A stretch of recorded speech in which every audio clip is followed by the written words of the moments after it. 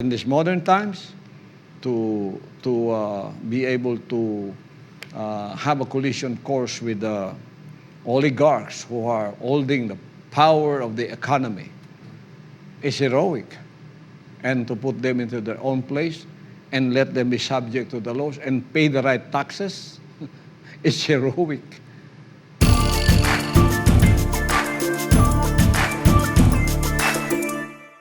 Thank you so much, Pastor. As we continue, we have a message here. It's about current affairs coming from Frank Salcido of Makati.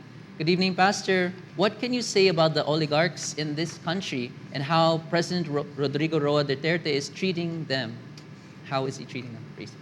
Well, I think our president was put by God into a place like where he is right now to deal with this social pandemic.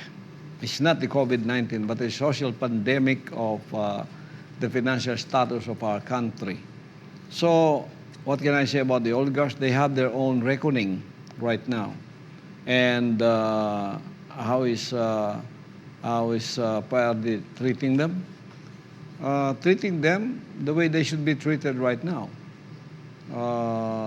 They should not use their influence to disobey our laws, and that they should not make so much money out of the misery of the people and out of deception of whatever it is that they are doing.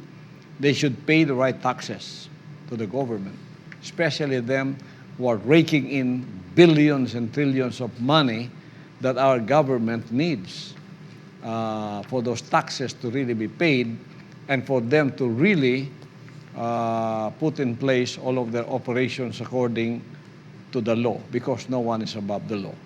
So for me, what our President PRRD is doing is very heroic, because it takes balls and dedication to your job as the chief executive of this country to put everything in order and in place.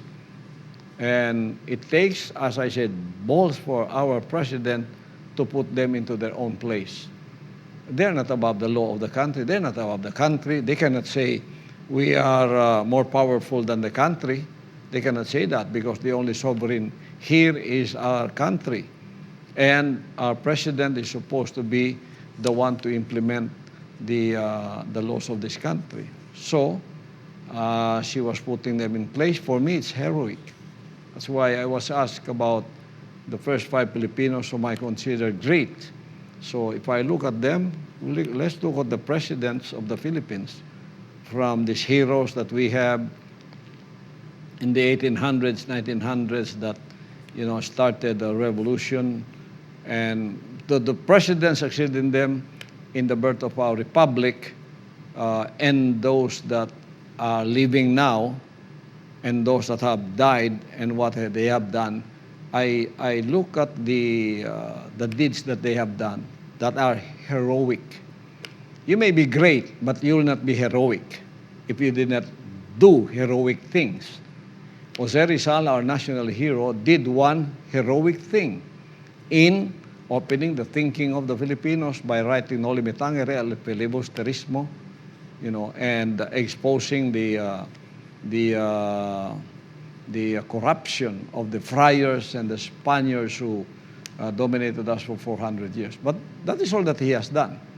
But in these modern times, to be able to have a collision course with the oligarchs who are holding the power of the economy is heroic. And to put them into their own place and let them be subject to the laws and pay the right taxes is heroic.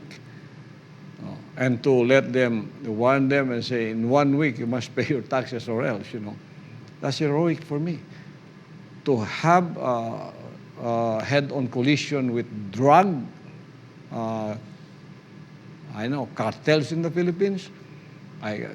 May I call them drug lords or drug cartels? I don't know if we already have cartels in the Philippines, but we have drug lords who are supervising the proliferation of drugs in the Philippines. That is very hard to to uh, to uh, to suppress or to eliminate, but he had a head-on collision with these syndicates, which endanger his life, the life of his family, and besides that, the annoyance of these human rights groups who do not see the social pandemic that these drugs are doing to our country and look at those victims that they have. Instead of being on side of the victims of drugs, they are even siding with the drug lords and those who are committing these crimes. And for a president not to be afraid to make a collision course with this pandemic, it's more than COVID-19. If it were not for him, maybe our country is now a narco country, and our politicians are becoming narco politicians, and we have narco politics. So it's so timely that he became the president of this country to head on with this. These are two pandemics in the country that needs to be solved, and previous administrations were not able to do that, and many more, and he has done more. Corruption in government. He said in his last SONA that I found out that the enemy is the government, is those in the government. To head on with that and to be involved in all of this, it's very easy for you to be tempted when you're president to amass this great wealth that are being offered you.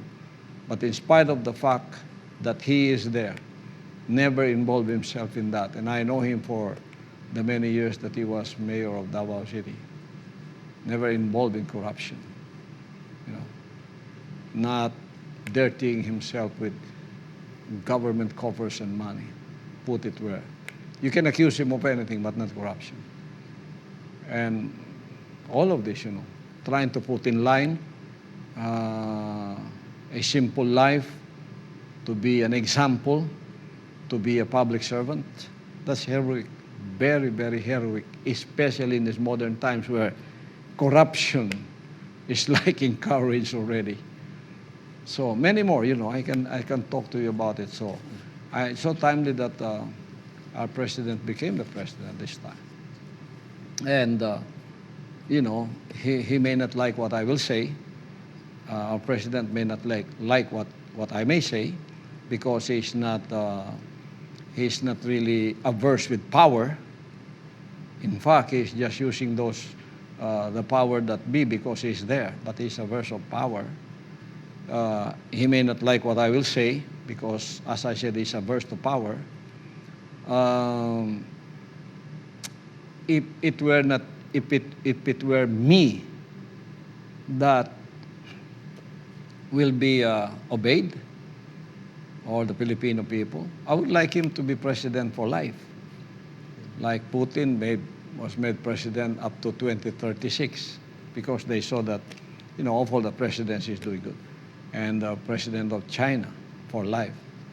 If it were me that must be obeyed, I would like for someone like him to rule this country until he is alive, because it's seldom that we can find someone of his caliber, a heroic president. So if it were me also, in the books of our country, to be studied in schools, let's put this kind of an individual in the hall of heroes, of Philippine heroes who have done so much for their country. If it were me, because I do not look at the person personally.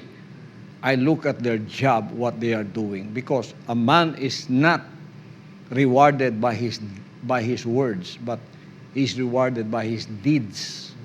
So look at the track record. Look at the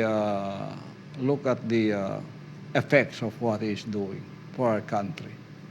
And this is an example of a public servant that must be emulated by all.